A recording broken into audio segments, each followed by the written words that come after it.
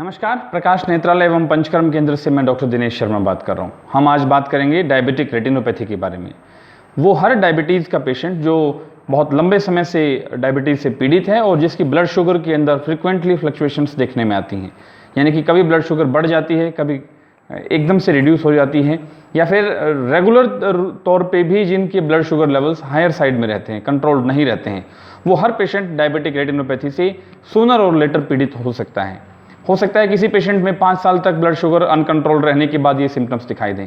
किसी पेशेंट में 15 से 20 साल भी निकल जाते हैं और आंखों के अंदर किसी तरह का कोई दुष्प्रभाव देखने में नहीं आता। लेकिन अगर बहुत लंबे समय तक ब्लड शुगर अनकंट्रोल्ड साइड में चले या बहुत सीवियर फ्लक्चुएशंस उसके अंदर हों, तो ये निश्चित है कि आंख के रेटिना के अंदर नेगेटिव चेंजेस आने की पूरी संभावना है। और इन्हीं नेगेटिव चेंजेस को हमने डायबिटिक रेटिनोपैथी का नाम दिया है, क्योंकि ये इसका मूल कारण अनकंट्रोल्ड डायबिटीज़ लेवल्स ही हैं। हम इसके सिम्टम्स के बारे में बात करेंगे। पेशेंट को सबसे पहला जो सिम्टम दिखाई देगा, उससे पहले हम बात करते हैं कि ये इसमें होता क्या है, एक्चुअली किस तरह का ये रेटिना का रोग है। तो डायबिटीज़ लेवल्स अनकंट्रोल्ड होने की वजह से जो हमारे रेटिना के अंदर ब्लड वेसल्स हैं, the blood vessels become fragile, वो उनकी जो परमेबिलिटी है वो वीक हो जाएगी।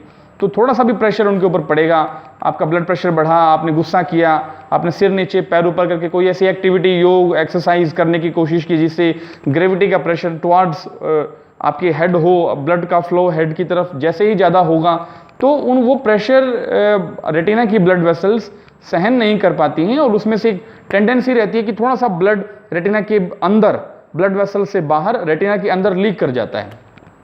इस तरह की लीकेज की टेंडेंसीज से ही रेटिना में प्रॉब्लम स्टार्ट होती है। तो पेशेंट की जो पहली कंप्लेंट आती है वो जब जहाँ से सपोज हमारा एक फील्ड ऑफ विजन है, हमने पहले भी एक वीडियो में चर्चा की है कि हमारा एक फील्ड ऑफ विजन होता है, मैं सामने देखूं तो मेरा दायरा है, ऊपर नीचे दाएं बाएं मैं किस लेवल तक देख सकता हूं। इस तरह से हर एक इंसान का एक फील्ड विजन होता है जो ह्यूमंस के लिए नॉर्मल है। तो अगर सपोज ये सामने देखते हुए जो हमारे रेटिना का लेटरल पार्ट, जो साइड वाला हिस्सा है, अगर वहाँ की ब्लड वेसल्स के अंदर कोई वीकनेस आई, कोई प्रेशर पड़ा और उसमें से ब्लड लीक किया, तो हमें इस एरिया के अंदर कुछ काले काले जाले से, धब्बे से दिखाई देंगे।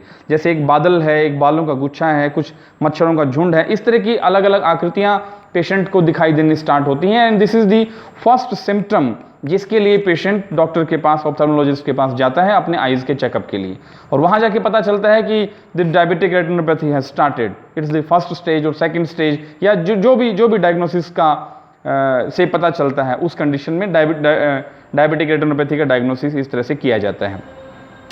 पेशेंट को अगर कभी भी वो लीकेज, जो ब्लड वेसल्स में से हम लीकेज की बात कर रहे हैं, अगर वो लीकेज रेटिना के सेंट्रल पार्ट में हुई, बिल्कुल सेंटर के पार्ट में, जिस हिस्से से हम फोकस करते हैं, देखने की कोशिश करते हैं, तो उस सेंट्रल पार्ट का विजन डिमिनिश हो जाएगा, वहां पे इडिमा डेवलप होगा और पेशेंट को इडिमा की वजह से रेटिना के ऊपर जो पिक्चर बननी चाहिए थी वो पिक्चर पूरी तरह से एक्यूरेट नहीं बन पाएगी, वो डिस्टॉर्टेड होगी, वो ब्लर होगी। तो सडनली अगर रेटिना के सेंट्रल पार्ट में, जिसको मैक्यूला बोलते हैं, वहाँ अगर कोई लीकेज हुई है तो पेशेंट में complain of reduced focused vision, सामने देखने में एकदम से परेशानी आई, एकदम से उनको लगा, पेशेंट को लगा कि विजन तो बहुत ज़्यादा ब्लर हो गया। ऐसी कंप्लेन के साथ भी पेशेंट कई दफ़ा डॉक्टर के पास आता है। तो ये प्रोसेस जो है, पूरे रेटिना की ब्लड वेसल्स क्योंकि जनरलाइज तरीके से वीक हो चुकी हैं, तो कई दफ़ा मल्टीपल लेवल्स पे भी लीकेज होने की टेंडेंसी रहती है। अलग अलग ऊपर नीचे दाएं बाएं सामने हर जगह से मल्टीपल साइड्स के ऊपर लीकेज हो जाती है। इस तरह की टेंडेंसी जितनी दफ़ा लीकेज होगी, रेटिना में स्वेलिंग आएगी, वो स्वेलिंग जितने लंबे समय तक परसिस्ट करेगी, वो रेटिना को उतना ही वीक करेगी।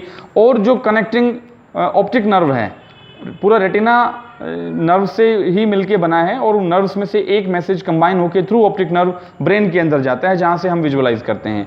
बार बार मल्टीपल साइट्स पे लीकेज होने की वजह से ऑप्टिक नर्व भी समय के साथ वीक हो सकती है, और जो सिग्नल्स ब्रेन में जा रहे थे दे बिकम इनअप्रोप्रिएट, उनमें क्लैरिटी विजन नहीं रहता और पेशेंट को हमेशा ब्लर्ड और डिस्टॉर्टेड विजन दिखाई देता है।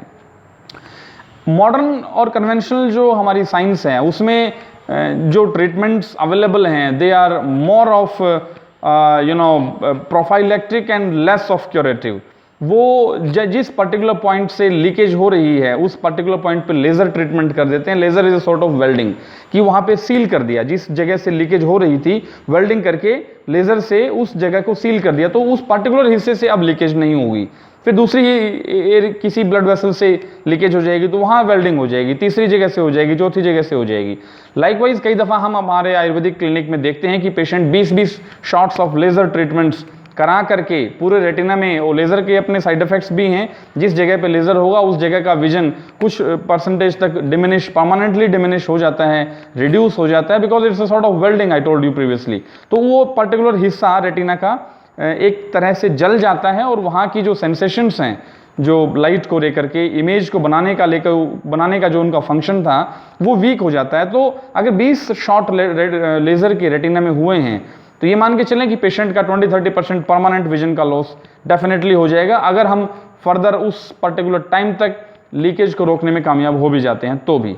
और जैसे जैसे समय बढ़ता है with due course of time वो लीकेज रुकती नहीं है, वो उसकी स्पीड बढ़ जाती है। एक साइड पे खत्म होगी, दूसरी साइड से स्टार्ट, दूसरी साइड से खत्म होगी, तीसरी साइड से स्टार्ट, बिकॉज पूरी ब्लड वेसल्स वीक हैं और उसमें से किसी भी पॉइंट से जहां वीक प्रेशर होगा, जहां वीक पार्ट होगा वहां प्रेशर वो ब्लड वेसल्स झेल नहीं पाएंगे और उसमें से लीकेज हो जाएगी। जब जब रेटिना के सेंटर वाले पार्ट में, मैक्यूला हम जिसको बोलते हैं, उस हिस्से के अंदर लीकेज होती है, वहाँ पे कुछ एंटी VEGF थेरेपीज हैं, कुछ इंजेक्शंस आंख में लगाए जाते हैं। उन इंजेक्शंस को लगाने से एक बार वो स्वेलिंग मैजिक तरीके से उतर जाएगी। पेशेंट को फील होगा कि यस इमीडिएटली, अगर दैट ट्रू, अगर टाइमली डायग्नोसिस हो जाए तो, क्योंकि लंबे समय तक अगर वहाँ पे इन्फ्लेमेशन रह गई, सूजन रह गई, तो इंजेक्शन लगाने के बाद भी वो विजन में रिकवरी नहीं हो पाएगी।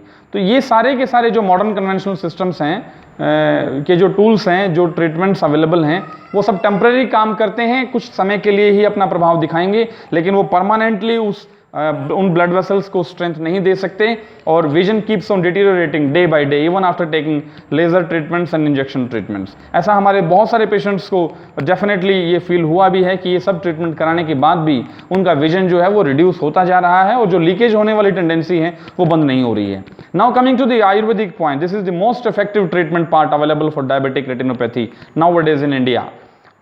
आयुर्वेदिक जो व्यू पॉइंट है उसमें 2 लेवल्स पे हम ट्रीटमेंट करते हैं। The first and important part is like कि जो रूट कॉज है डिजीज का, अनकंट्रोल्ड ब्लड शुगर लेवल्स, हमें उनको निश्चित रूप से कंट्रोल करना ही करना है। आप पेशेंट का जो लाइफस्टाइल है उसको समझा जाता है, उसके खाने पीने की आदतें बदलवाई जाती हैं। मॉडर्न जो मेडिसिन हैं उसके साथ में जो आयुर्वेदिक मेडिकेशंस हैं वो ब्लड शुगर को बेहतर तरीके से और एक कंसिस्टेंट तरीके से कंट्रोल करने में मदद करती हैं। दूसरा पॉइंट, जो ब्लड वेसल्स वीक हो गई हैं, जहां से थोड़ा सा प्रेशर पड़ते ही लीकेज की टेंडेंसी बढ़ जाती है, उन ब्लड वेसल्स में स्ट्रेंथ आती है। जो आयुर्वेदिक थेरेपीज हैं जिसके लिए पेशेंट को 20 दिन तक अप्रॉक्सीमेटली 3 वीक्स का एक हॉस्पिटलाइज्ड शेड्यूल है।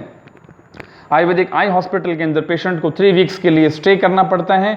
We do not go for any type of surgical procedures और इंजेक्शंस और any type of laser treatments. सारे आयुर्वेदिक प्रोसीजर्स इसमें जो अडॉप्ट किए जाते हैं for the treatment of diabetic retinopathy, जैसे आंख के ऊपर कुछ लेप लगाते हैं, सिर में धारा करते हैं, medications inside the eyes as well as oral medicine. 2 से 3 घंटे का एक डेली प्रोटोकॉल है जो कि एब्सोल्युटली सेफ है, free from every type of side effect and natural treatments. उन 20 दिन का ट्रीटमेंट कंप्लीट होने के बाद भी पेशेंट को डेफिनेटली मेडिसिन लेनी है, लेकिन इन क्यूमुलेटिव जो थेरेपीज हम करते हैं उसका आउटपुट ये रहता है कि जो रेटिना की ब्लड वेसल्स वीक हो रही थी और जिनमें से ब्लड लीक करने की टेंडेंसी बार बार बढ़ गई थी, वो लीकेज की टेंडेंसी मिनिमम साइड में आ जाती है। यानी कि जो लीकेज हो रही थी, अगर लीकेज ही नहीं होगी तो हमें किसी भी तरह के ट्रीटमेंट करने की जरूरत ही नहीं पड़ेगी। The normal functioning of retina will carry on.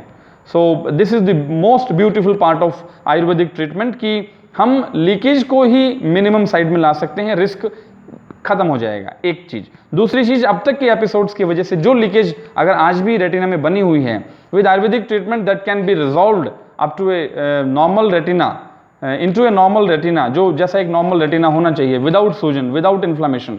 इस सूजन को without injection, without laser, Ayurvedic treatment से सूजन उतारी जा सकती है। So this is a second important point कि विदाउट लेजर, विदाउट इंजेक्शन आपके रेटिना में आया हुआ ब्लड और स्वेलिंग वो रिवर्स हो जाएगी। द थर्ड पॉइंट, अब तक के सभी एपिसोड्स की वजह से जो बार बार लीकेज हुई है उन सब एपिसोड्स के कारण जो रेटिना में की फंक्शनिंग वीक हुई है, the vision has reduced, that can also be strengthened up to certain levels. वो हो सकता है किसी पेशेंट में 5% इंप्रूवमेंट हो, किसी में 10% हो, किसी में 20% हो, but of course yes there are chances of improvement, that depends on the case how much damage has already happened. तो कितना नुकसान हुआ है उन सब चीज़ों को एसेस करके इसमें हम इंप्रूवमेंट की भी एक्सपेक्टेशन कर सकते हैं। और सबसे जरूरी बात कि जो बार बार होने वाले एपिसोड्स हैं उनको मिनिमम साइड में लाया जा सकता है, या फिर अगर सभी लाइफस्टाइल को और मेडिकेशंस को सब समझ के चला जाए तो निश्चित रूप से मेरा मानना है कि उसको बंद भी किया जा सकता है। फ्यूचर के जो एपिसोड्स हैं as far as vision is concern उन सब पे एक ब्रेक लगाया जा सकता है आगे भविष्य में किसी भी तरह की कोई भी डैमेज ताकि रेटिना के अंदर ना हो और विजन को उसी पर्टिकुलर लेवल पे एटलीस्ट मेंटेन किया जा सके। Rather there are chances of improvement also as I told previously.